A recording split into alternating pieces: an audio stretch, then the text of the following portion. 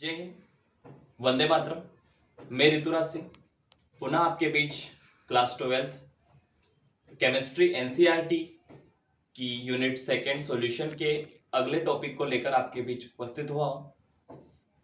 हमने पिछले लेक्चर में इस यूनिट की जो कंसंट्रेशन के आधार पर जो मेथड्स हैं, है ना, जो सांद्रता के आधार पर विलयन को व्यक्त करने वाली जितनी भी विधियां थी, उनमें से हमने विलयन की सांद्रता को व्यक्त करने वाली जो मेथड थी, प्रतिशतता, द्रव्यमान प्रतिशतता, आयतन प्रतिशतता, है ना, volume percentage, mass percentage, percentage और मोलरता, मोलरता के बारे में पढ़ लिया था। आज हम अगली मेथड नॉर्मलिटी, नॉर्मलता के बारे में पढ़ेंगे। ये किसी भी विलयन की सांद्रता को अभिव्यक्त करने वाली मेथड है जो ये बताती कि वो विलयन तनु है या सांद्र है या फिर संतृप्त है या फिर अति संतृप्त है। ये बताने के लिए इस मेथड का उपयोग किया जाएगा। अब ये अगली जो मेथड है हमारी नॉर्मलिटी, नॉर्मलता क्या है, ये भी एग्जाम के लिए काफी महत्वपूर्ण बिंदु है। ठीक है, देखिए नॉर्मलता, नॉर्मलिटी होती क्या है। ठीक है, सीधी सी बात करें, डेफिनेशन कहीं ना कहीं एक दूसरे से मिलती जुलती लगती है हमको, लेकिन इस वीडियो को अंत तक देखें, आप कभी भी नॉर्मलता को नहीं भूलोगे। ठीक है, नॉर्मलता होती क्या है, तो किसी विलयन के 1 लीटर में उपस्थित, है ना, उसका सांद्रण की कितनी मात्रा होनी चाहिए, 1 लीटर होना चाहिए। किसी विलयन के 1 लीटर में उपस्थित विलय के ग्राम तुल्यांकों की संख्या, ग्राम तुल्यांक यहां पर क्या हो रहा है, ग्राम तुल्यांक मतलब इक्विवेलेंट वेट, है ना, उसको क्या कहा जाता है, इक्विवेलेंट वेट कहा जाता है, द्रव्यमान कहा जाता है। विलयन के 1 लीटर में उपस्थित विलय के ग्राम तुल्यांकों की संख्या को उस विलयन की नॉर्मलिटी, नॉर्मलता कहा जाता है। ठीक है, जिसको कैपिटल एन से डिनोट किया जाता है, जिसको रिप्रेजेंट करने के लिए सिंबल हम एन का उपयोग करते हैं। अब इसका फार्मूला कैसे तैयार करें उसको देखे जाए। ठीक, ये डेफिनेशन है, किसी भी विलयन की जो नॉर्मलिटी है, नॉर्मलता है, उस विलयन के 1 लीटर में उपस्थित विलय के कितने मोल उसमें घुले हुए, साथ ही साथ विलय के ग्राम तुल्यांक इक्विवेलेंट वेट की संख्या ही नॉर्मलता होती है। ठीक है, मान लिया जाए फॉर एग्जांपल मेरे पास इस प्रकार का बर्नर रखा हुआ है जिसके अंदर जो सॉल्यूशन भरा हुआ है, इसके अंदर सॉल्यूशन है, विलयन भरा हुआ है। इस विलयन में जो है मेरे पास H2O रखा हुआ है, H2O जल भरा हुआ है और इसी के साथ में NaCl रखा हुआ है।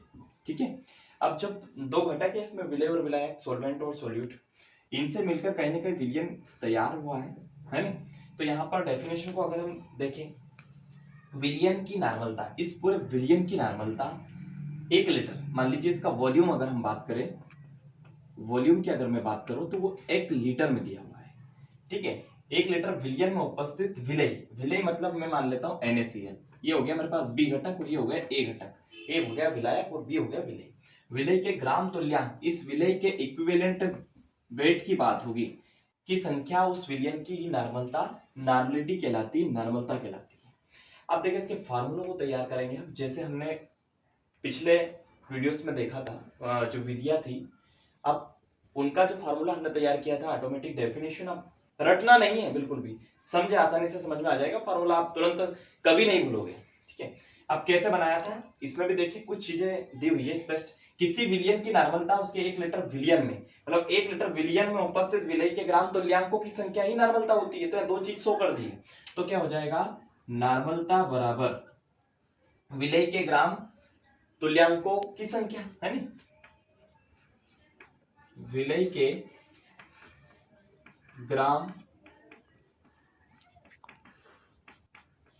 तुल्यांकों की संख्या बटे में क्या होगा, किस में दिया है, वॉल्यूम किस में दिया है, विलयन का लीटर में आयतन दिया हुआ है, लीटर मतलब प्रति लीटर सांद्रता यार है 1 लीटर। ठीक है, तो विलयन का लीटर में आयतन, विलयन का लीटर में आयतन। ठीक है, अब देखिए इसको सिंबल में कैसे कन्वर्ट करेंगे, विलय, विलय मतलब होता है B और तुल्यांकी इक्विवेलेंट वेट मतलब EV, तो किसका है, विलय का है ऑलरेडी, तो E मतलब इसका सिंबल हो चुका है। ठीक है, तो नॉर्मलता बराबरी पर क्या हो जाएगा, विलय के ग्राम तुल्यांकों की संख्या बटे विलयन का किस में दिया हुआ है, लीटर में आयतन, और आयतन को किससे रिप्रेजेंट किया जाता है, वी से। वी मतलब क्या, वॉल्यूम, वॉल्यूम मतलब क्या, आयतन, ठीक है। किस में दिया है, इन लीटर में दिया हुआ है। अब देखिए ईवी जो है इक्विवेलेंट वेट, इसकी जगह पे होता है डब्ल्यू बटे ईवी, ठीक है। इसकी वैल्यू, इसका जो मान अगर देखा जाए तो इक्विवेलेंट वेट बराबरी पर डब्ल्यू बी अपॉन ईबी होता है, ठीक है। अब इसकी जगह पर अपन इसका मान रखेंगे तो नॉर्मलता बराबरी पर क्या होगा, विलेय का द्रव्यमान अपन होगा ईबी, विलेय का क्या, तुल्यांकीय भार इनटू आयतन दिया हुआ है, किस में दिया है, इन लीटर में दिया है। अब ध्यान रहे, मान लीजिए अपने को सांद्रण लीटर में दिया है, लीटर को अपने को मिलीलीटर में चेंज करना है, तो चेंज करेंगे तो ऊपर हम 1000 का क्या कर देंगे, गुणा कर देंगे, सीधी सी बात है। तो n बराबरी पर विलेय का द्रव्यमान इंटू 1000 बटे ईबी, मतलब विलेय का तुल्यांकीय भार इंटू आयतन, अब किस में हो जाएगा यार, इन ml में हो जाएगा। क्यों हुआ, क्योंकि हमने 1000 का इंटू कर दिया, लीटर को चेंज किया। अब इस प्रकार से फार्मूला तैयार हुआ नॉर्मलता का। इस फार्मूले का यूज करेंगे हम, इसका उपयोग करेंगे न्यूमेरिकल क्वेश्चन को लगाने में। अब देखिए इसको अगर हिंदी में हम देखें तो क्या होगा, नॉर्मलता बराबरी पर विलेय का द्रव्यमान इंटू 1000 बटे ईबी, मतलब विलेय का तुल्यांकीय भार, इक्विवेलेंट वेट इंटू वी आयतन इन मिलीलीटर में, ठीक है। इस प्रकार से ये हुआ नॉर्मलता, नॉर्मलता की डेफिनेशन, इसके फार्मूले को हमने देखा।